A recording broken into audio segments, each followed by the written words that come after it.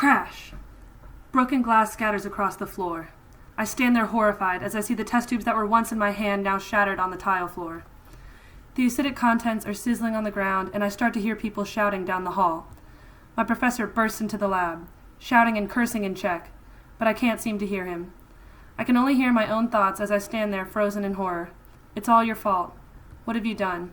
You've ruined your research experience. And then I jolted awake.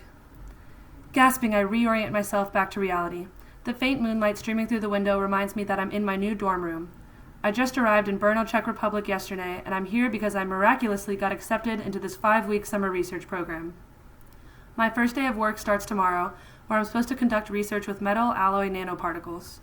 I still couldn't believe I'd chosen to come here, without any knowledge about the country, without any knowledge about the research, and without knowing any other person in the program. It was incredibly nerve-wracking to be in this situation alone, as I obviously was experiencing stress dreams about it. But alongside the stress, there was a feeling of giddy excitement for my once-in-a-lifetime experience. Squeezing my eyes shut, I try to calm my nerves and get some sleep for whatever tomorrow brings. Fast forward 3 weeks later. My professor and I are sipping coffee in front of his computer, analyzing results from a test conducted with my nanoparticles. It turned out the chemistry was not as hard as I imagined, and my mentor Vitek never once cursed at me in Czech. Vitek turned out to be a kind man who cared more about me rather than my results in the lab, which was strikingly different from what I expected. At Georgia Tech, research usually involved sacrificing sleep, food, and your personal life in order to get results. However, students at this university seem to take breaks and go for walks constantly. Vitek had lots of international students come to his office to take a break. Whenever they walked through his door, he immediately started hand-grinding coffee beans to make his guests coffee, and I knew we wouldn't be productive for the next hour. We would share stories about our day, and my favorite part was that almost every story ended in a cultural explanation. Because we came from such different cultural backgrounds, there was always something that needed some sort of funny clarification.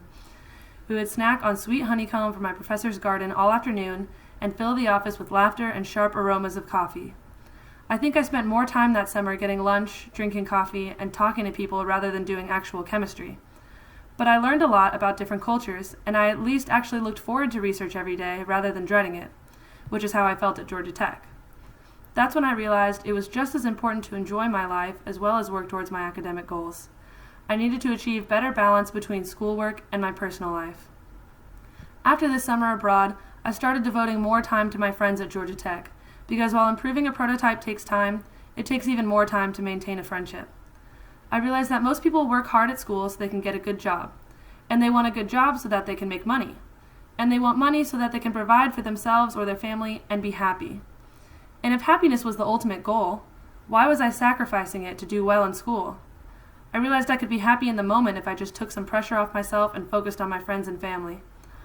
While I remained engaged in my classes, I was not afraid to take off time to connect with others, and I never became upset over a bad grade because at the end of the day, I was happy. When I graduate this upcoming May, I'll be wearing the honor cords of a summa cum laude graduate.